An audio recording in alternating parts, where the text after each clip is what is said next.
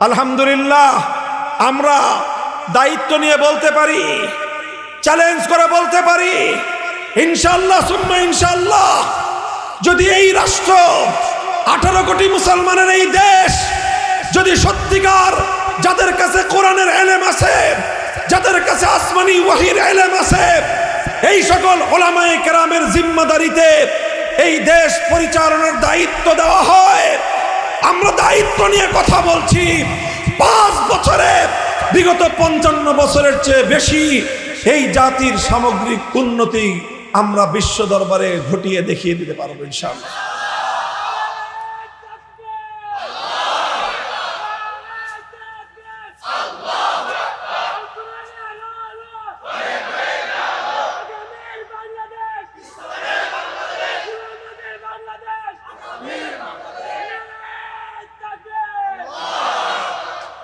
আমি আপনাদের কাছে বাস্তবতার কিছু দৃষ্টান্ত তুলে ধরছি। মুহতারাম হাজিরিন, অনেক মানুষ মনে করেন আমাদের সাধারণ মানুষের মধ্যে এরকম একটা ধারণা, পাশ্চাত্যের ইহুদি খ্রিস্টানরা দীর্ঘ ষড়যন্ত্রের মাধ্যমে সাধারণ মুসলমানদের মধ্যে একটা ধারণা প্রতিষ্ঠিত করে দিয়েছে, মন মগজে ঢুকিয়ে দিয়েছে। সেটা হলো হুজুরদেরকে দিয়ে রাষ্ট্র পরিচালনা সম্ভব না। বলেন, এই কথাগুলি ভালো ভালো ইমানদাররাও মনে করে, নামাজিরাও মনে করে যে হুজুররা পারবে নাকি? হুজুররা ভালো মানুষ, কিন্তু হুজুররা দেশ চালাতে পারবে না, এরকম ধারণা আছে না? এই ধারণা একদিনে নয়, এক বছরে নয়, এক যুগে নয়, শতাব্দীর পর শতাব্দী পর্যন্ত পাশ্চাত্যের ইহুদি খ্রিস্টানরা সুকৌশলে ষড়যন্ত্রমূলক ভাবে মুসলমানদের ব্রেনের মধ্যে পুশ করে দিয়েছে। আর এভাবেই মুসলিম জাতিকে তাদের সর্বশ্রেষ্ঠ নেতৃত্ব আলেম সমাজ থেকে বিচ্ছিন্ন করে মুসলমানদেরকে আজকে ভেড়ার পালে পরিণত করে রেখেছে। মনে রেখো, একটা ভেড়ার পাল, একটা বকরির পাল যেরকম রাখাল ছাড়া তার নেকড়ের হাত থেকে রক্ষা পাওয়ার কোনো উপায় নাই। নেকড়ে চিনেন? নেকড়ে, নেকড়ে কারে কয়? বাঘরে বলে নেকড়ে কয়। নেকড়ে বলে কাকে? শিয়ালকে। আরে ভাই, শিয়ালের সাইজ কতটুকু বলেন তো? শিয়ালের সাইজ কি বাঘের মতো, ভাল্লুকের মতো? আরে ভাই, কুত্তার মতো হতো না। নেকড়ে তো কুত্তার থেকেও ছোট, রাম ছাগলের অর্ধেক হবে। রাম ছাগল যেরকম বড় হয়, একটা নেকড়ে রাম ছাগলের অর্ধেকও হয় না। কিন্তু এক একটা নেকড়ে তার চেয়ে বড় বড় ছাগল ধরে নিয়ে খেয়ে ফেলে। কখন খায়?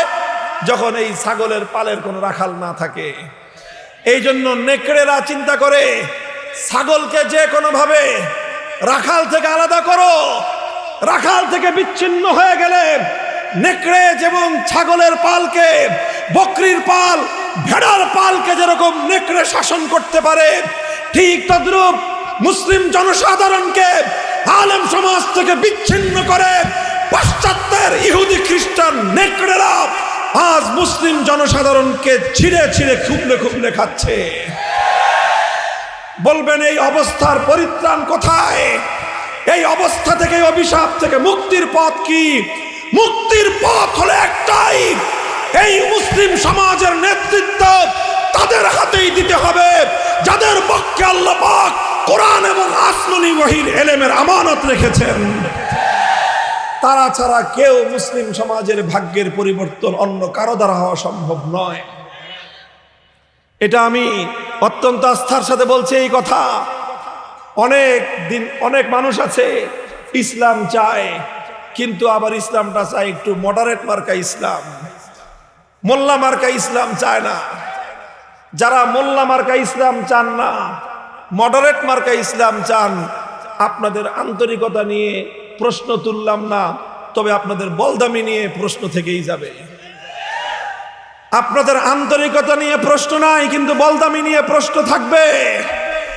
মডারেট ইসলাম দিয়ে সত্যিকার ইসলামের জৌলুস কোনোদিন আনা সম্ভব নয়। ইসলামের জৌলুস আনতে হলে প্রকৃত খাঁটি পিওর ইসলাম, যেটা পাশ্চাত্যের গাত্রদাহের কারণ, সেই ইসলামের মাধ্যমেই দুনিয়াতে মুসলমানদের ইজ্জত এবং সম্মান প্রতিষ্ঠা হবে। মনে রাখেন, নাহনু কওমুন আ'আজ্জানাল্লাহু বিল ইসলাম, আমরা সেই জাতি, আল্লাহ আমাদেরকে দুনিয়াতে যখন বিজয় দিয়েছেন সত্যিকার ইসলামের মাধ্যমে দিয়েছেন, মডারেট ইসলামের মাধ্যমে আল্লাহ আমাদেরকে সম্মান দেন নাই। ভাই, এগুলো এক সময় শুধুমাত্র আমরা তাত্ত্বিক কথা বলতাম, তাত্ত্বিক থিওরিটিক্যালি কথা বলা লাগতো। 2025 সালে এসে এটা এখন আর কোনো থিওরি শুধু নয়, এটা শুধু তাত্ত্বিক কোনো কথা নয়। আজ এই পৃথিবীর 2025 সালের আজকের এই পৃথিবীর রিয়েলিটি, এটা বাস্তবতা। সারা দুনিয়াতে একটা মাত্র ভূখণ্ড, যেই ভূখণ্ডে 100 ভাগের মধ্যে 100 ভাগ আল্লাহর কোরআনের বিধান বাস্তবায়িত হয়েছে, সোনার মদিনার ইসলাম কায়েম হয়েছে, সেটা কায়েম করেছে একমাত্র উলামায়ে কেরাম, আলেম সমাজ।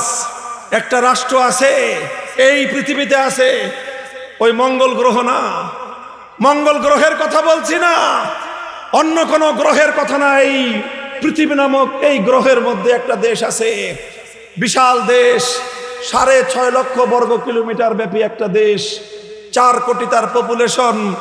সেই দেশে একটা সরকার আছে, সরকারের 30 জনের মতো মন্ত্রী, 28 জন দারুল উলুম দেওবন্দের সন্তান, 28 জন মাওলানা কওমি মাদ্রাসার আলেমরা, তারা সেই রাষ্ট্র চালায়, তারা সেই দেশ চালায়। সেই দেশের যিনি প্রধান, সেই দেশের যিনি প্রধান, তার উপাধি হলো আমিরুল মুমিনিন। এই পৃথিবীতে আসমানের নিচে জমিনের উপর একজন মাত্র মানুষ যিনি বুকে সাহস নিয়ে এই কথা বলেন, আনা আমিরুল মুমিনিন, আমি দুনিয়ার 250 কোটি মুসলমানদের দায়িত্বশীল।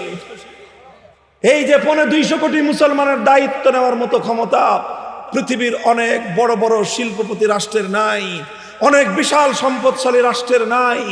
অনেক বড় বড় পেট্রো ডলারের মালিক, বিশাল সম্পদের মালিক, প্রাকৃতিক সম্পদ, খনিজ সম্পদ, তেল সম্পদে ভরপুর রাষ্ট্র, বিশাল তাদের বিশাল ভূগোল, অনেক বড় দেশ, কিন্তু সেই দেশের প্রধানদের এই সাহস হয় না সে নিজেকে পরিচয় দেবে আমিরুল মুমিনিন, আমি সারা দুনিয়ার সমস্ত মুমিনদের জিম্মাদার। এই কথা বলবার সাহস যদি পৃথিবীতে থেকে থাকে, মোল্লাদেরই আছে। তার নাম হলো মোল্লা হিবাতুল্লাহ আখুনজাদা হাফিজাহুল্লাহ, শাইখুল হাদিস তিনি। সেই জনপদের সবচেয়ে বড় বুজুর্গ তিনি। সকলে মনে করে ওই জনপদে তার চেয়ে বড় আলেম আর কেউ নাই, তার চেয়ে বড় বুজুর্গ কেউ নাই। যে সবচেয়ে বড় আলেম হয়, যে সবচেয়ে বড় বুজুর্গ হয়, যুগের সে সবচেয়ে বড় সাহসীও হয়। মনে করেন এই মোল্লারা দেশ চালাইতেছে, অনেকে তো মনে করে যে মোল্লারা কিরকম দেশ চালায়। রাআইতু বিআইনাইয়া ওয়া শাহাদতু বিনফসি, নিজে দেখে এসেছি সেই জনপদের শান্তির ব্যবস্থাপনা। সেই জনপদে 28 জন মোল্লা মন্ত্রী, তাদের অবস্থা দেখলে গৌরবে বুকটা ফুলে উঠে। আমাদের দেশে একটা মন্ত্রী ছিল, শুধু দেশের মধ্যে নয়, জাতিসংঘ সহ আন্তর্জাতিক পর্যায়ের খ্যাতিমান ব্যক্তি, আন্তর্জাতিক সংস্থায় বড় বড় চাকরি করে এসে বাংলাদেশে মন্ত্রণালয়ের দায়িত্ব পেয়েছিল। সাধারণ কোনো মন্ত্রণালয় নয়, পররাষ্ট্র মন্ত্রণালয়। সেই পররাষ্ট্রমন্ত্রী আরেকটা দেশের প্রতি এতটাই নত জানো, বলতে বলতে বলতে বলতে শেষ পর্যন্ত বলে বসলো, তাদের সাথে তো আমাদের সম্পর্ক স্বামী স্ত্রীর মতো। স্ত্রী যেরকম সারা জীবন মাগনা মানে খেদমত সার্ভিস দেয়, আমরাও এরকম তাদেরকে বছরের পর বছর, যুগের পর যুগ সার্ভিস দিচ্ছি, মাগনা ফাও। বিনিময় কি চাও? কত বড় নির্লজ্জ পররাষ্ট্রমন্ত্রী ছিল সে। বলে আমরা চাই কি যে ওই দেশের উচিত আমাদের দলকে ক্ষমতায় রাখা। মোহতারাম হাজিরিন, কোন একটা দেশের পররাষ্ট্রমন্ত্রী, সে সেই দেশের মুখপাত্র, সে যখন আন্তর্জাতিক মিডিয়ায় এই কথা বলে যে অমুক দেশের উচিত আমাদের দলকে ক্ষমতায় রাখা, কেন তোমাদেরকে ক্ষমতায় রাখবে? আমরা গোটা দেশটাই তো তার কাছে বিক্রি করে দিয়ে দিলাম, এরপরেও যদি আমাদেরকে ক্ষমতায় না রাখে তা আমরা কেমনে চলবো? এই ছিল অবস্থা। আর এবার আমি তোমাদেরকে আরেকজন পররাষ্ট্রমন্ত্রী কথা বলতেছি, যেই পররাষ্ট্রমন্ত্রী এত তোমাদের দৃষ্টিতে জাগতিক শিক্ষায় এত ডবল ডক্টরেট ডিগ্রি তার নাই। হ্যাঁ, তার নামের শুরুতে নাম আছে মোল্লা, নামের শুরুতে উপাধি আছে মোল্লা, নামের শেষে একটা উপাধি আছে মুত্তাকি। নামের শেষে কি আছে? মুত্তাকি মানে কি? মুত্তাকি মানে হলো পরহেজগার, অর্থাৎ সাধারণ মোল্লা না, পরহেজগার মোল্লা। আমাদের মতো না, আমরা তো খালি মোল্লা, আর উনি হলেন পরহেজগার মোল্লা, মানে ডবল মোল্লা। মোল্লা মোহাম্মদ আমির খান মুত্তাকি, সেও একটা পররাষ্ট্রমন্ত্রী, আর আমাদের দেশে ছিল ওইটাও একটা পররাষ্ট্রমন্ত্রী। আকাশের বাজ পাখি একটা পাখি, তেল্লাছড়াও একটা পাখি। সেই মোল্লা ওই দেশে গেল, যেই দেশকে তোমরা স্বামী বলে স্বীকার করো, যেই দেশকে তোমরা খালি সারা জীবন পাইতে দাও, সেই দেশে ওই মোল্লা আসলো। সেই দেশ, সেই মোল্লার সম্মানে সেই দেশের পররাষ্ট্রমন্ত্রী সহ রাষ্ট্রের সকল ঊর্ধ্বতন কর্মকর্তা এমন ভাবে লাল গালিচার সংবর্ধনা দিয়েছে, সেই মোল্লার পদভারে 150 কোটি জনমানুষের সেই বিশাল রাষ্ট্র থরথর করে কেঁপে উঠেছে। আন্তর্জাতিক গণমাধ্যমে ছবি ছাপানো হয়েছে, মোল্লা পররাষ্ট্রমন্ত্রী আর ওই দেশের একটা পররাষ্ট্রমন্ত্রী, মোল্লার পাশে পররাষ্ট্রমন্ত্রীর মনে হয় বাঘের সামনে একটা বিলাই খাড়া দিয়েছে। কথাগুলি কেন বলতেছি আপনাদেরকে? এই মোল্লা মোহাম্মদ আমির খান মুত্তাকির সাথে ঘণ্টাখানিক একেবারে যে এরকম সামনাসামনি বসে বৈঠক করার সৌভাগ্য আমার হয়েছে। আমরা বাংলাদেশের ওলামায়ে কেরাম গিয়েছিলাম। কোন রাষ্ট্রের রাষ্ট্রীয় অতিথিদেরকেও এতটা সম্মান তারা করে না, আলেম ওলামাদেরকে তারা যে সম্মান করে। দেখলাম 1 ঘন্টার বৈঠকে মাথায় পাগড়ি বাঁধা, হাতে তসবিহ, যতক্ষণ তিনি কথা বলেন তসবিহটা বন্ধ থাকে। যখন আমরা কথা বলি তখন তিনি কান পেতে কথা শুনেন, জুবান জারি থাকে, তসবিহ চলতে থাকে, আল্লাহ আল্লাহ জিকির করতে থাকেন। এর নাম হলো মোল্লা মোহাম্মদ আমির খান মুত্তাকি। ভাই, এগুলো কোনো গল্পের কথা নয়, বাস্তব কথা। আজ তারা 4 বছরে সারা দুনিয়াকে তাক লাগায় দিয়েছে, সারা দুনিয়াকে তাক লাগায় দিয়েছে। দুনিয়ার মাত্র একটা রাষ্ট্র এই 4 বছরে, 4.5 বছরে তাদেরকে স্বীকৃতি দিয়েছে। এখনো কোনো রাষ্ট্র তাদেরকে স্বীকৃতি দেয় নাই। সারা পৃথিবীর সহযোগিতাকে বাদ দিয়ে এক আল্লাহর উপর ভরসা করে বিগত 4 বছরে শুধু অর্থনৈতিক ক্ষেত্রে তারা যে উন্নয়ন সাধন করেছে, বিগত 4.5 বছরে পৃথিবীর অন্য কোনো রাষ্ট্র অর্থনৈতিকভাবে এতটা অগ্রগতি সাধন করতে পারে নাই। শুধু ছোট্ট একটা পরিসংখ্যান শুনাই আপনাদের কাছে। 2021 সালের 15ই আগস্ট তারা ক্ষমতায় এসেছিল। 15ই আগস্ট যখন তারা ক্ষমতায় আসে, তখন তাদের দেশের যে মুদ্রা, আমাদের দেশের মুদ্রার নাম কি? টাকা। ওই দেশের যেই মুদ্রা আছে সেই মুদ্রার নাম হলো আফগানি। তাদের দেশের মুদ্রায় ডলার কিনতে গেলে $1 কেনার জন্য খরচ হইতো সেই দেশের 130 টাকা, অর্থাৎ 130 আফগানি। আর তখন আমাদের বাংলাদেশে $1 কিনতে গেলে খরচ হতো 100 টাকা। আজ 4 বছর পরে বিগত সেপ্টেম্বরে দেখে এসেছি, সেই দেশে এখন $1 কেনার জন্য 130 মুদ্রা লাগে না, 65 মুদ্রা দিয়ে $1 পাওয়া যায়। কত? প্রায় কিসের? পুরাই অর্ধেক মিয়া। আবার কয় প্রায় অর্ধেক। 65 দ্বিগুণে 130, একেবারে পূর্ণ 100%, 100% তাদের দেশের মুদ্রার দাম বেড়েছে। আর আমাদের দেশের $1 দাম এখন কত? 122 টাকা, 125 টাকাও নেয়। অর্থাৎ আমার দেশের মুদ্রার দাম কমেছে, বাংলাদেশের মুদ্রার দাম কমেছে 25%, এর মুদ্রার দাম বেড়েছে 100%। এটা তো চাক্ষুষ সেই দেশের অর্থনৈতিক অ্যাবিলিটি, সক্ষমতা কতটুকু, যে তারা বৈষম্যের দেয়াল ভেঙে দিয়েছে। তাদের দেশে আসমান জমিনের সেই বৈষম্য এখন আর নাই।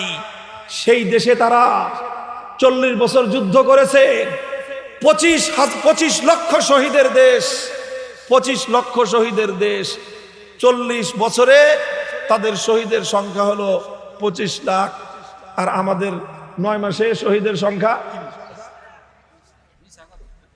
আল্লাহ জানে। ইনশাআল্লাহ এটা বাংলাদেশের আরেকটা ঋণ, আরেকটা দায়।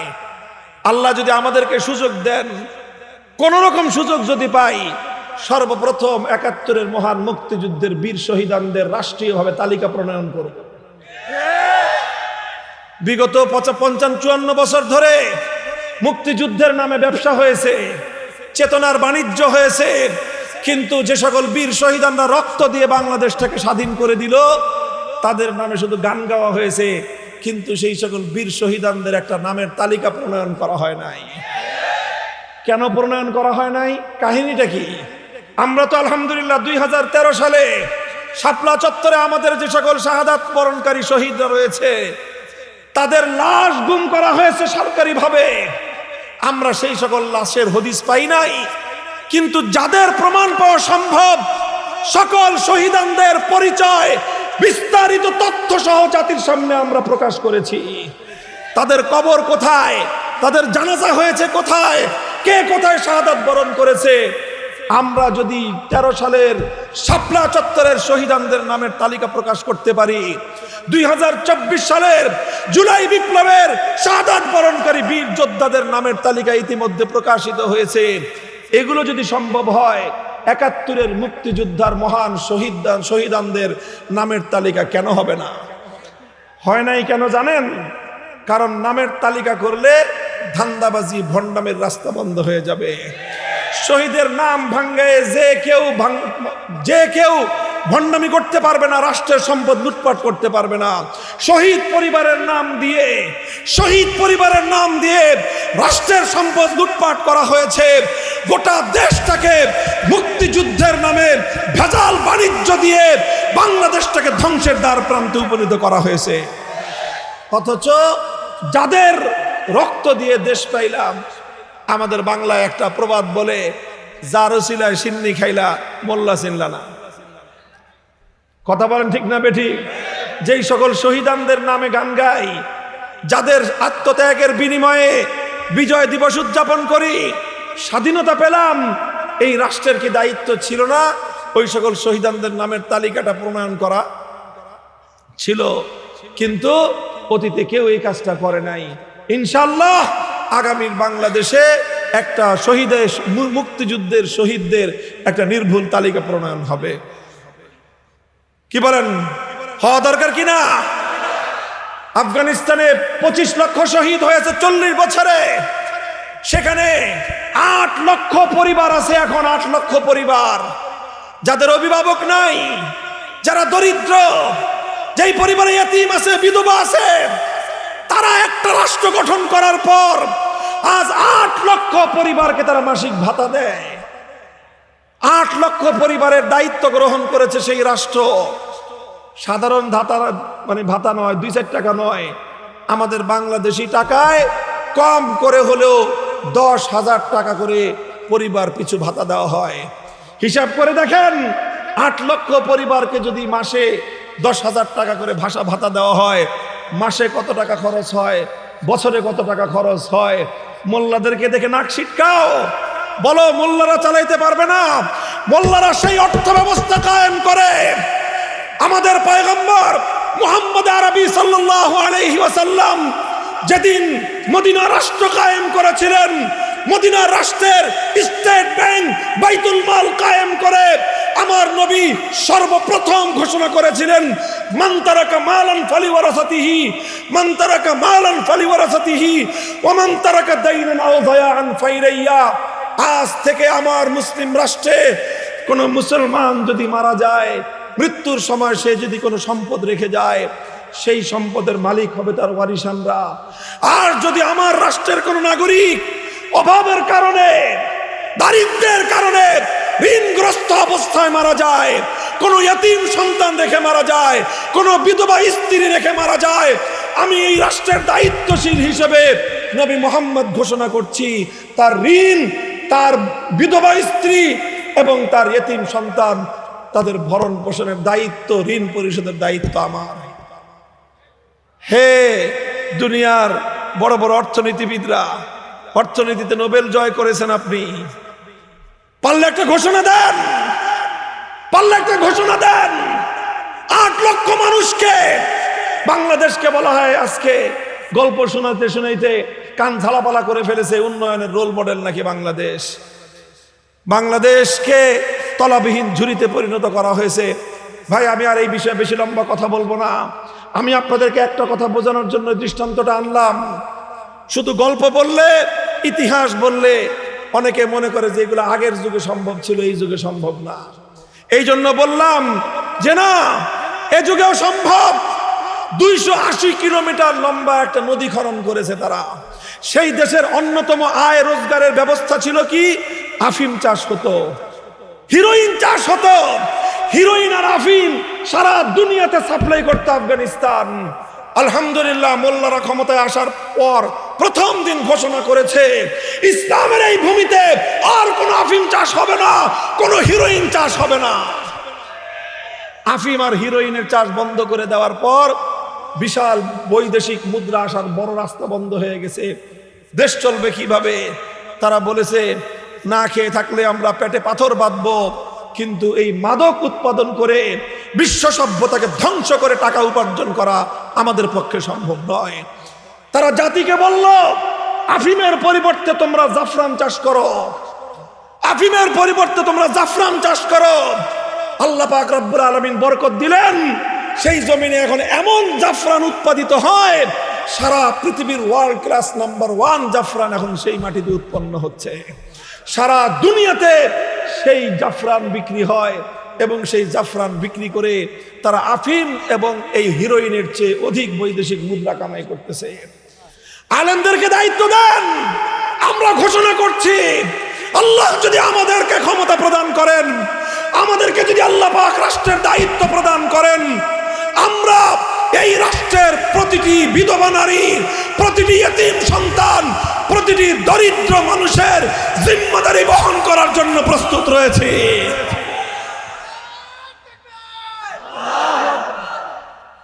এটার জন্য ভাই খুব বেশি কিছু আসলে তো করার দরকার নাই, শুধু দরকার সুন্দর একটা বন্টন ব্যবস্থা করা দরকার। বাংলাদেশের মানুষ কিন্তু কম কামায় না, এই দেশে কামাই রোজগার কিন্তু কম নাই। সর্বশেষ সরকারি হিসাব মতে বাংলাদেশের মানুষের মাথা পিছু আয় কত জানেন? বাংলাদেশের মানুষের মাথা পিছু আয় হলো $2,820। বাংলাদেশি টাকায় হয় 3,44,000 টাকা। 40,000 টাকার উপরে 3,44,000 টাকা হয় মাথা পিছু আয়। এক বছরে 3,44,000। কাজেই একজন মানুষ, তার সংসারে যদি 4 জন মানুষ থাকে, ধরে নেন স্বামী স্ত্রী ছেলে মেয়ে, 4টা পরিবার, 4টা মানুষের একটা সংসার, তাহলে সেই সংসারে বর্তমানে বাংলাদেশে মাথা পিছু আয় আছে কত? তাহলে যদি 3.5 লক্ষ টাকা করে এক একজনের মাথায় পড়ে, তো 3 4 12, 14 লক্ষ টাকা। আমি আপনাদেরকে এই বিশাল মজমায় জিজ্ঞাসা করতে চাই, 4 সদস্যের পরিবারের কর্মকর্তা যারা আছেন, পরিবারের কর্তা যিনি আছেন, বছরে 14 লক্ষ টাকা অর্থাৎ মাসে 1,20,000 টাকা বা 1,30,000 টাকা করে কামাই করেন, কয়জন আছেন বলেন? অথচ এটা বাংলাদেশের সরকারি হিসাব। গোটা বাংলাদেশের 18 কোটি মানুষের এখন মাথা পিছু আয় হলো বছরে 3,44,000 টাকা করে। অথচ আমরা কেউই 3,44,000 টাকা কামাই করতে পারি না। তাহলে এত টাকা যায় কোথায়? কারা কামাই করে? আরে ভাই, কামাই তারা করে, আমার দেশের গরিব মানুষ, মেহনতি মানুষ, রক্ত পানি করে তারা উপার্জন করে। মিল ফ্যাক্টরিগুলোতে যারা কাজ করে, আমাদের শ্রমিকরা মাথার ঘাম শুধু পায়ে ফেলে না, রক্ত পানি করে তারা পয়সা উপার্জন করে। কৃষক ভোর 4টায় ক্ষেতের মাঠে যায়, সন্ধ্যা 6টা পর্যন্ত মাঠে মেহনত করে সোনার ফসল ফলায়। দিনমজুর রিক্সাওয়ালা রক্ত পানি করে প্যাডেল ঘুরে সারাদিনে 1,000-1,200 টাকা কামাই করে। রেমিটেন্স যোদ্ধারা, আমাদের যুবকরা বিদেশে যায়, 8 ঘন্টার জায়গায় 12 ঘন্টা, 14 ঘন্টা, 16 ঘন্টা পর্যন্ত ওয়ার্ক করে, ওভার টাইম ওয়ার্ক করে, পয়সা উপার্জন করে, স্বপ্ন নিয়ে এই পয়সাটা দেশে পাঠাবো, আমার পরিবার ভালো চলবে, দেশ উন্নতি হবে।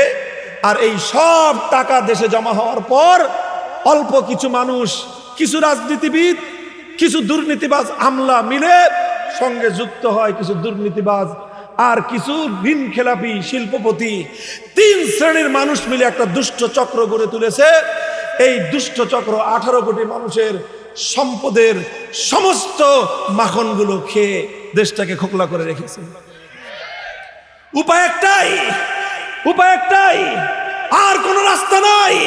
হে বাংলার তৌহিদি জনতা, স্কুল কলেজ ইউনিভার্সিটির ছাত্ররা, মাদ্রাসা আলিয়া মাদ্রাসার ছাত্ররা, গার্মেন্টসের শ্রমিক, রিক্সাওয়ালা, মুটে মজদুর, সবাই আসো ঐক্যবদ্ধ হয়।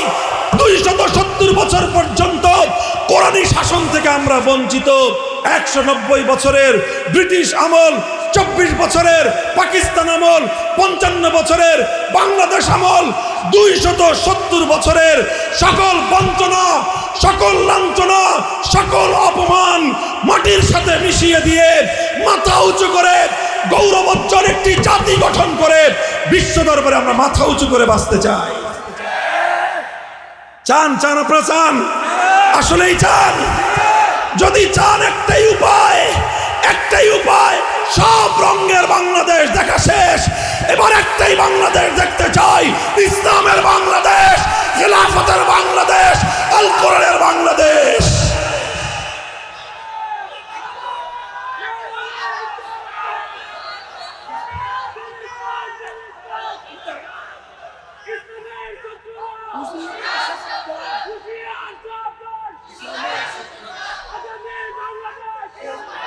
আজ বাংলাদেশের ইসলামের প্রতি এই অগ্রযাত্রা দেখে বিগত দিনে যারা বাংলাদেশকে ধ্বংস করতে চেয়েছিল ওরা পাগলা কুত্তা হয়ে গেছে। ওরা বুলেটের আঘাত দিয়ে আমাদের ভাইদেরকে হত্যা করে এই নবজাগরণকে ওরা রুখে দিতে চায়। ওরা জানে না শহীদের প্রতি ফোঁটা রক্ত থেকে হাজারো শহীদের জন্ম হয়, হাজারো বীর পুরুষের জন্ম হয়।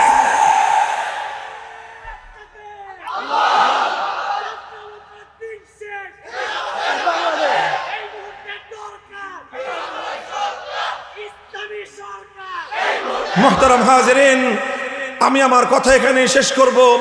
আমরা একটা শপথে উদ্দীপ্ত হতে চাই, একটা আখেরি পয়গাম দিতে চাই আপনাদেরকে। একটা বিপ্লব দরকার, সেটা শুধুমাত্র ফ্যাসিবাদ বিরোধী বিপ্লব নয়, সেই বিপ্লব হবে আল্লাহর জমিনে কোরআনী শাসন কায়েম করার বিপ্লব। এই বিপ্লবের জন্য আপনারা প্রস্তুত আছেন তো ইনশাআল্লাহ? মনে রাখবেন, এই বিপ্লব শুধু বক্তৃতা দিয়ে হবে না, এই বিপ্লব শুধু স্লোগান দিয়ে হবে না। এই বিপ্লবের জন্য প্রথমে ঘাম ঝরানো পরিশ্রম করতে হবে, এরপরে অশ্রু দিয়ে খোদার দরবারে ফরিয়াদের হাত উত্তোলন করতে হবে, এরপরে এই অশ্রু এই ঘাম দিয়ে যখন এই মাটি বিপ্লবের জন্য উর্বর হবে, শাহাদাতের রক্ত দিয়ে সেই বিপ্লব আনতে হবে।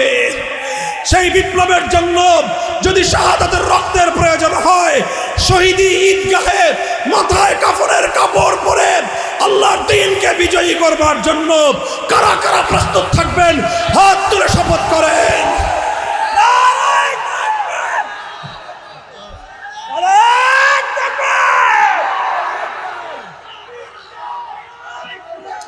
সবাই বসেন। ভাই, আমি আমার আলোচনা শুরু করেছিলাম একটা দুঃসংবাদের মাধ্যমে, একটা শোক সংবাদের মাধ্যমে। আমাদের ভাই, বাংলাদেশের অকুতোভয় বীর সৈনিক, আগামীর বাংলাদেশি যুবকদের অনন্য অনুপ্রেরণার বাতিঘর শহীদ শরীফ ওসমান হাদি শাহাদাত বরণ করেছেন। এটা একদিকে আমাদের জন্য শোক সংবাদ, আরেকদিকে এটা আমাদের জন্য আনন্দের সংবাদ যে এক ভাই শাহাদাত বরণ করেছেন। যে জাতি শাহাদাত বরণ করতে শিখে, যে জাতির যুবকেরা দেশের জন্য, জাতির জন্য, সত্যের জন্য, ইনসাফের জন্য জীবন দিতে শেখে, সেই জাতিকে পৃথিবীর কোনো শক্তি দাবায় রাখতে পারে না। আমাদের ভাই শহীদ হয়ে গেছেন, আমাদের তার প্রতি দায়িত্ব আর কর্তব্য আছে না নাই? বলেন আছে না নাই? বসেন বসেন। খালি দাঁড়ায় দাঁড়ায় বলবেন দায়িত্ব আছে, হবে না, বসেন। যারা যারা দাঁড়া আছেন একটু বসেন। সবাই একবার করে সূরা ফাতিহা পড়ি। শরীফ ওসমান হাদির রুহের মাগফিরাত, তার শাহাদাত যেন আল্লাহ কবুল করেন, জান্নাতে উঁচু মর্যাদা দান করেন। তার শোক সন্তপ্ত পরিবার পরিজন, তার মাসুম বাচ্চার যে দায়িত্ব যেন আল্লাহ নিজে গ্রহণ করেন। একবার সূরা ফাতিহা পড়বেন, 3 বার সূরা ইখলাস পড়বেন। এরপরে ইনশাআল্লাহ আমাদের মুহতারাম মুআজ্জাজ মেহমান, বাংলাদেশের আলেমদের অন্যতম শীর্ষ ব্যক্তিত্ব, বেফাকুল মাদারিসিল আরাবিয়া বাংলাদেশের সম্মানিত মহাসচিব, আমার মুহতারাম বড় ভাই, জামিয়া রহমানে আরাবিয়ার স্বনামধন্য প্রিন্সিপাল শেখুল হাদিস আল্লামা মাহফুজুল হক হাফিজাহুল্লাহ হযরত তশরিফ এনেছেন। ইনশাআল্লাহ তিনি দোয়া করবেন। এই দোয়া করে ইনশাআল্লাহ আমরা সবাই যাব। ঠিক আছে তো? ইনশাআল্লাহ কেউ উঠবেন না। সূরা ফাতিহা, সূরা ইখলাস পড়তে থাকেন, হুজুরের কথা শুরু হবে ইনশাআল্লাহ।